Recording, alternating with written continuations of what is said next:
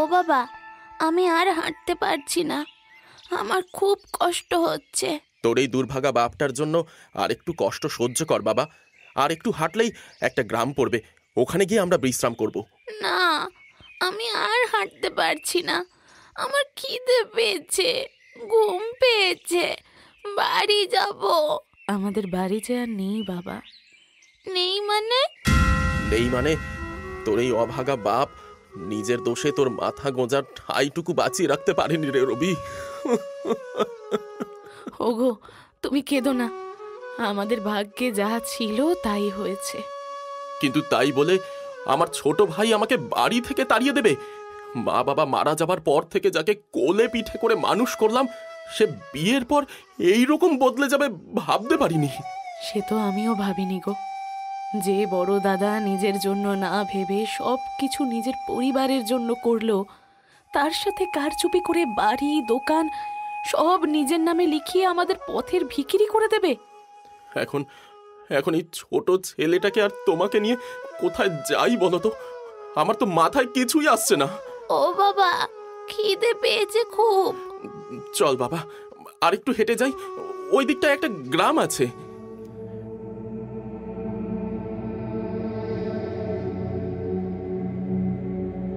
যাস না, যাস না, ওই গ্রামে যাস না, ছেলেকে নিয়ে যাস না। না না না না না, পালা পালা, এক্ষুনি পালা, এক্ষুনি পালা, যাস না, যাস না রে। ওরে হ্যাঁ গো, এরকম বলছে কেন এই লোকটা? ধুস, যত সব পাগলের কথা। চলো তো, চলো। আমার কথা শুনলি না তো? বুঝবি, বুঝবি। ও বাবা, আমার খুব জল তেষ্টা পেয়েছে, আমি আর হাঁটতে পারবো না। বসে পড়লি কেন বাবা? শরীর খারাপ লাগছে? ওগো, তুমি একটু দেখো না আশেপাশে জল পাওয়া যায় নাকি। এখানে জল? ওই তো, ওই তো একজন আসছে, ওনাকে জিজ্ঞেস করি। দাঁড়াও, একটু শুনবেন? বলছিলাম, এখানে আশেপাশে কোথাও খাবার জল পাওয়া যাবে? তা পাওয়া যাবে, কিন্তু তোমরা কে বাছা? এর আগে তো কখনো এদিকে দেখিনি। আর ওই বাচ্চাটার কি হয়েছে? আগে আমরা ভিন গায়ের লোক, ভাগ্যের ফেরে আজ ছেলে বউ নিয়ে রাস্তায় এসে পড়েছি। ও আমার ছেলে, এতটা পথ হেঁটে খিদায় তেষ্টায়। আহারে, অমন দুধের শিশুকে এতটা পথ হাঁটিয়েছ। চলো চলো, সামনেই আমার বাড়ি, ওখানে চলো।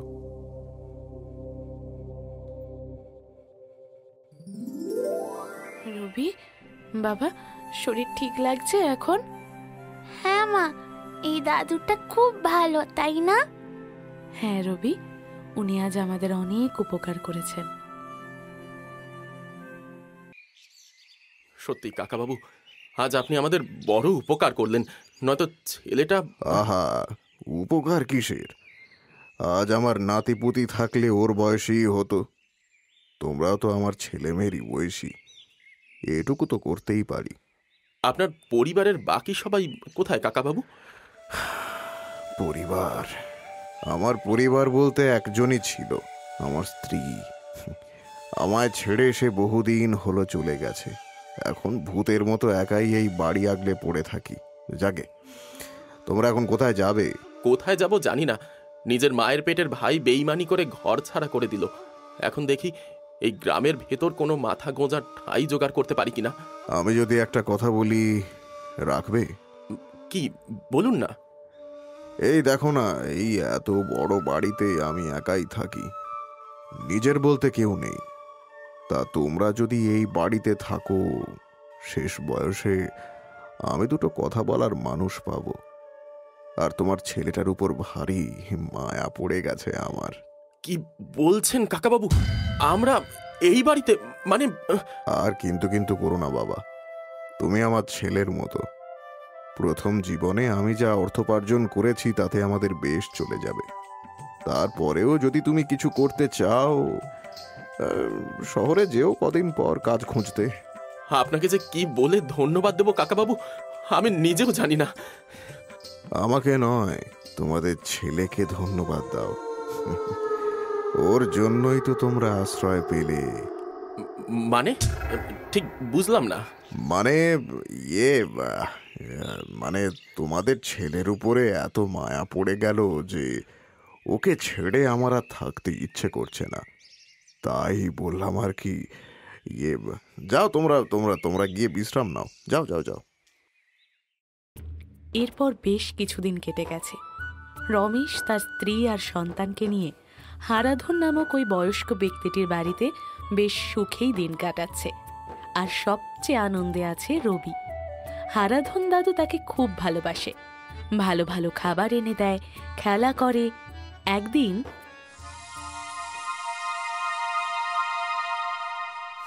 না না না না না, কিছুতেই তোকে আর একটা পাপ আমি করতে দেব না, কিছুতেই না। ফেলে দে, ফেলে দে, সব ফেলে দে। ছাড় ছাড় বলছি। উফ, এই পাগলটা বড্ড বিরক্ত করছে তো। ছাড়, যা যা এখান থেকে, যা। হট। কি হলো কাকাবাবু, এত চিৎকার চেঁচামেচি কিসের? আরে ওই পাগলটা কাকাবাবুকে ধরেছে, দেখো না। ছাড় আমাকে, ছাড় ছাড়। হট। না না না, কিছুতেই ছাড়বো না, কিছুতেই ছাড়বো না। তুই আবার সর্বনাশ করবি, আবার কিছুতেই আমি করতে দেব না। ছাড়বি না মানে? হট, যা।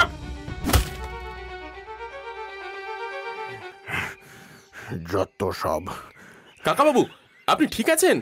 হ্যাঁ হ্যাঁ হ্যাঁ, আমি ঠিক আছি। চলো ঘরে চলো। কিন্তু ওই পাগলটার মনে হয় মাথায় চোট লেগেছে, ওকে একটু জল ছিটিয়ে। না না, ওসবের দরকার নেই।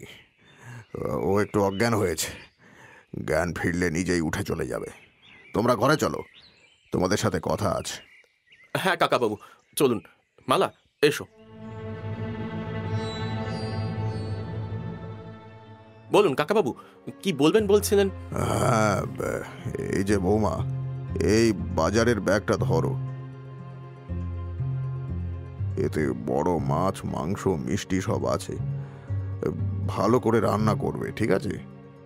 সে রান্না করব, কিন্তু এত কিছু আজ কি কোনো। বলছি বলছি বলছি, দাঁড়াও।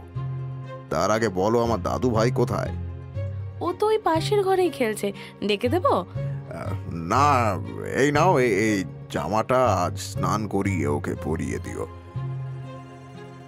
আর এটাই আজ পরিয়ে রাখবে, কেমন? কি ব্যাপার বলুন তো কাকাবাবু, এত খাবার দাবার, আবার রবির জন্য নতুন জামা। আজ কি কোনো বিশেষ দিন নাকি? হ্যাঁ, বিশেষ দিন তো বটেই, খুব খুব বিশেষ দিন। আজই তো। কি আজ? না, মানে আজ আমার স্ত্রীর জন্মতিথি। ও তো নেই, তাই আর কি। বুঝতে পেরেছি কাকাবাবু, আপনি যেমন চাইবেন তেমনটাই হবে। যান, আপনি গিয়ে বিশ্রাম করুন। সেদিনটা ছিল কৌশিকী অমাবস্যার তিথি। রাত হতেই চারিদিক নিকষ কালো অন্ধকার ও নিস্তব্ধতায় ছেয়ে গিয়েছিল। রাতের খাওয়া দাওয়া সেরে রমেশ ও মালা ছেলে রবিকে নিয়ে শুয়ে পড়েছিল রোজের মতোই। হঠাৎ মাঝরাতে, উফ, এত মশা আজ! নিশ্চয়ই ওধারে জানলাটা বন্ধ করেনি। যাই, দেখে আসি। এ কি, রবি কোথায় গেল? হ্যাঁ, ওগো, শুনছো? ওঠো, কি গো, ওঠো না। কি হলো কি? আরে রাত বিরেতে একটু ঘুমাতেও দেবে না? হ্যাঁ, আরে রাখো তোমার ঘুম। রবি বিছানায় নেই, কোথায় গেল বলো তো? হ্যাঁ, কি বলছো? এত রাতে ওইটুকু ছেলে কোথায় যাবে? হ্যাঁ, ও কি, দরজাটা অমন হাট করে খোলা রয়েছে কেন? আমি তো শোয়ার আগে খিল তুলে দিয়ে শুয়েছিলাম। আমার মনে হয় রবি প্রস্রাব করতে গেছে। হ্যাঁ, কিন্তু ও তো আমাদের না ডেকে রাত বিরেতে একা বাইরে যায় না। চলো চলো চলো চলো, একবার বাইরেটা গিয়ে দেখি। আসো। রবি, রবি, কোথায় তুই? রবি, বাবা কোথায় গেলি? এই চলো তো, কাকাবাবুকে একবার ডাক দিই। হ্যাঁ হ্যাঁ হ্যাঁ, তাই চলো।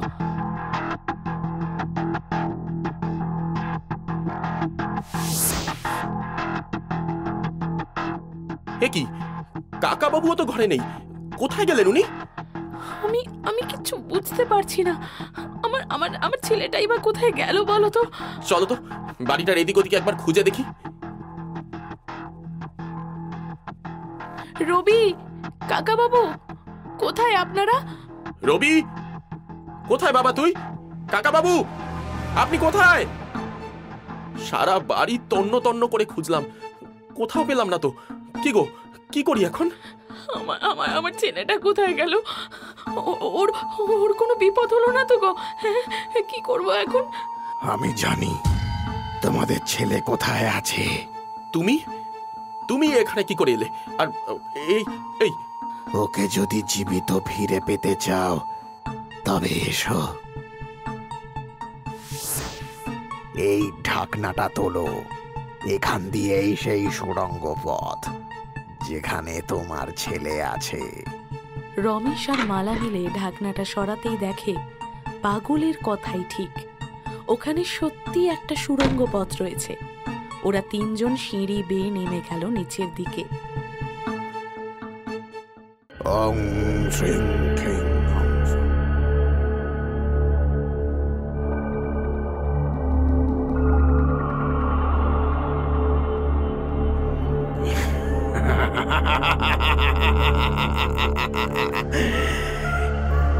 এবার সেই শুভ মুহূর্ত আসন্ন। আমি আবার ফিরে পাবো আমার স্ত্রী মিতাকে।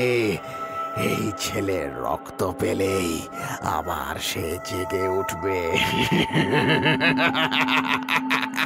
কাকা বাবু, এ কি করছেন আপনি? রবি, রবি, কি হয়েছে তোর?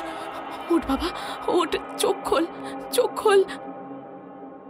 আমি আমি আমি কোথায় মা? তুই ঠিক আছিস বাবা? তুই ঠিক আছিস? হ্যাঁ বাবা? হ্যাঁ মা। তোরা তোরা এখানে কি করে এলি? সরে যা, চলে যা। তোরা আমার কাজে বাধা সৃষ্টি করিস না, চলে যা।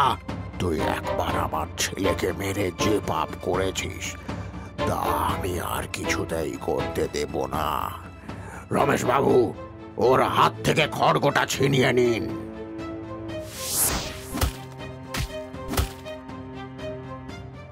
মিতা, মিতা, আমি পেলাম না তোমায়, আর পেলাম না। সব শেষ হয়ে গেল মিতা, সব শেষ হয়ে গেল। এসব আপনি কি বলছেন? কি করছেন কাকা বাবু? আর আপনি আপনি আমাদের ছেলেকে মারতে চাইছিলেন? আমরা আপনাকে এত বিশ্বাস করেছি, রবি আপনাকে কত ভালোবাসতো, আর আপনি কি না? ছি ছি ছি কাকা বাবু, ছি।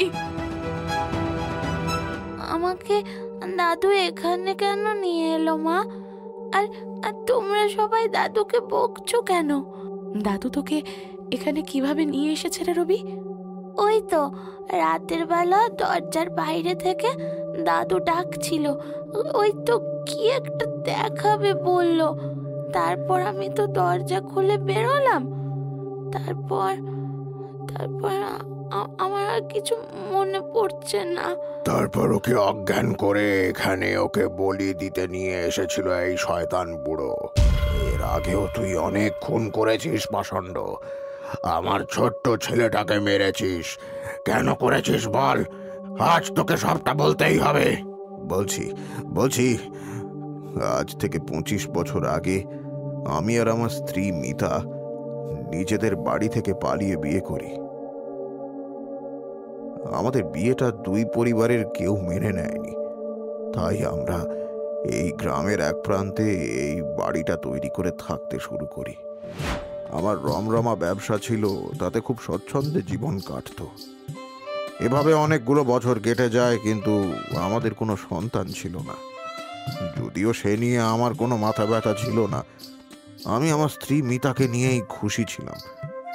একদিন কাজ থেকে বাড়ি ফিরে দেখি, কি গো গিন্নি, এই অবেলায় এভাবে শুয়ে আছো? শরীর খারাপ করলো নাকি? শরীরটা আর ভালো লাগছে না গো, মনে হয় জ্বর এসেছে। জ্বর? কই দেখি। এ কি, এ তো জ্বরে গা পুড়ে যাচ্ছে তোমার। এই তুমি একটু শুয়ে থাকো, আমি কবিরাজ মশাইকে ডেকে আনি। না না, কাউকে ডাকতে হবে না, আমি আমি এমনি ঠিক হয়ে যাব। তুমি চুপ করে শুয়ে থাকো, আমি আসছি। এরপর কবিরাজ, বৈদ্য, ডাক্তার কিচ্ছু বাদ দিলাম না, কিন্তু মিতার জ্বর আর সারল না। মাত্র 5 দিন জ্বরে ভুগে একদিন রাতে হঠাৎ সে আমাকে ছেড়ে চলে গেল। গিন্নি,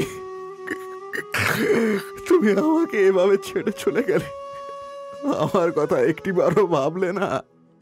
আমি একা তোমাকে ছেড়ে কিভাবে থাকবো? না না না, আমি তোমাকে কোথাও যেতে দেব না।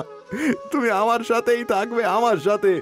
হ্যাঁ, আমাকে একটা উপায় বের করতে হবে, একটা উপায় বের করতে হবে আমাকে। সেই রাতেই আমি মিতার মৃতদেহ কাঁধে করে একা একা চলে যাই এ গাঁয়ের শ্মশানে। ওই শ্মশানে এক তান্ত্রিক বাবা থাকতেন, তার অনেক ক্ষমতা। ওই তান্ত্রিকের পায়ের কাছে মিতাকে শুইয়ে দিয়ে বলি, বাবা, বাবা, আমার মিতাকে ফিরিয়ে দিন, বাবা, ওকে বাঁচিয়ে দিন, আমি ওকে ছেড়ে থাকতে পারবো না। আপনার তো অনেক ক্ষমতা, আপনি কিছু একটা করুন বাবা। ও বাবা। যে যায় সে কি আর ফিরে আসে রে? বৃথা শোক করিস না, ওকে পুড়িয়ে দে, যা। না বাবা, না না না, কিছুতেই না।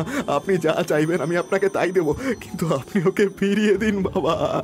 এত ভালোবাসিস তুই তোর স্ত্রীকে, কিন্তু কিন্তু ওকে ফেরানোর ক্ষমতা যে আমার নেই। তবে একটা উপায় আছে। কি উপায় বাবা? বলুন বলুন, কি উপায়? আমি তোর স্ত্রীর দেহ সংরক্ষণ করে দেব। এতে বছরের পর বছর মৃতদেহে কোনো পচন ঘটবে না। এরপর প্রতি অমাবস্যায় একটা যজ্ঞ করে একজন নিষ্পাপ মানুষকে বলি দিয়ে সেই রক্ত যদি তোর স্ত্রীর মুখে দিতে পারিস, তবেই সে 1 রাতের জন্য প্রাণ ফিরে পাবে। কিন্তু পরের দিন আবার সে মৃত হয়ে যাবে।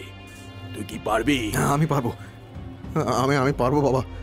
আমাকে শুধু বলে দিন কি করতে হবে। এরপর সেই তান্ত্রিক মিতার দেহ সংরক্ষণ করে দিলে আমি তাকে নিয়ে এই পাতাল ঘরে লুকিয়ে রাখলাম। আর প্রতি অমাবস্যায় হয় গ্রাম থেকে নয় কোনো পথ চলতি কোনো পথিককে ধরে তাকে বলি দিয়ে তার রক্ত ঢেলে দিতাম মিতার মুখে। কিন্তু মিতা জেগে উঠত না। আমি ভাবলাম ওই তান্ত্রিক হয়তো আমাকে ঠকিয়েছে, তাই আবার ছুটে গেলাম তার কাছে। সবটা বললাম তাকে। শুনে তিনি বললেন, তোকে বলেছিলাম কোনো নিষ্পাপ মানুষকে বলি দিতে, আর এই পৃথিবীতে কোনো মানুষই নিষ্পাপ নয়, একমাত্র অবুঝ শিশু ছাড়া। ঠিক বলেছেন, ঠিক বলেছেন আপনি। এবার তবে আমি কোনো শিশুকেই বলি দেব।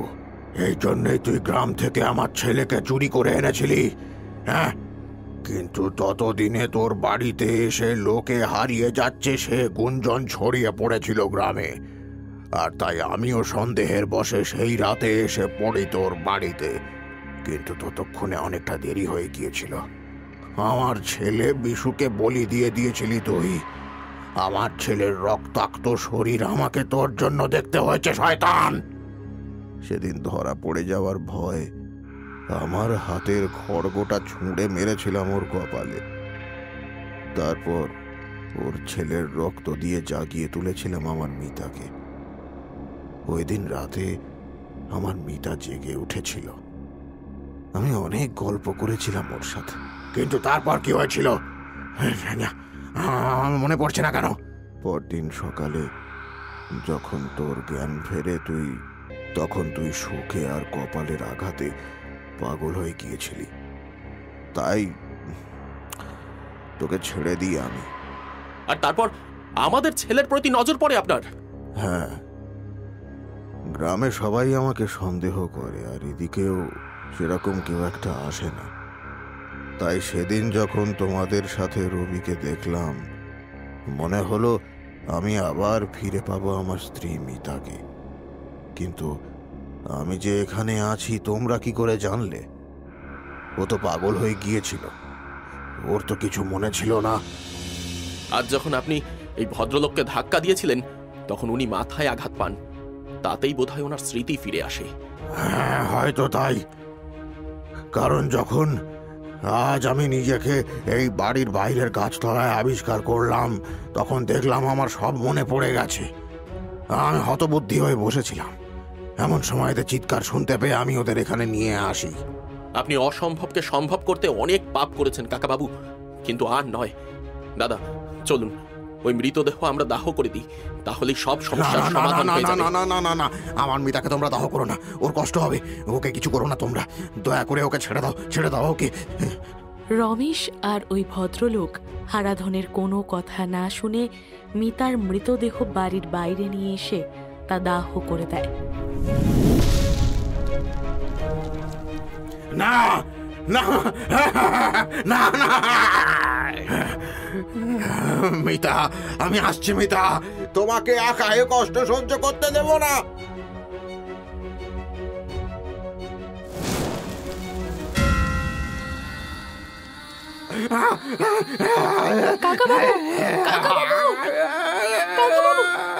সত্যি কাকাবাবু তার স্ত্রীকে পাগলের মতো ভালোবাসতেন, তাই স্ত্রীর সঙ্গে সহমরণে গেলেন তিনি। সাথে এতগুলো বছর ধরে যে পাপ করেছিলেন তার শাস্তিও পেলেন।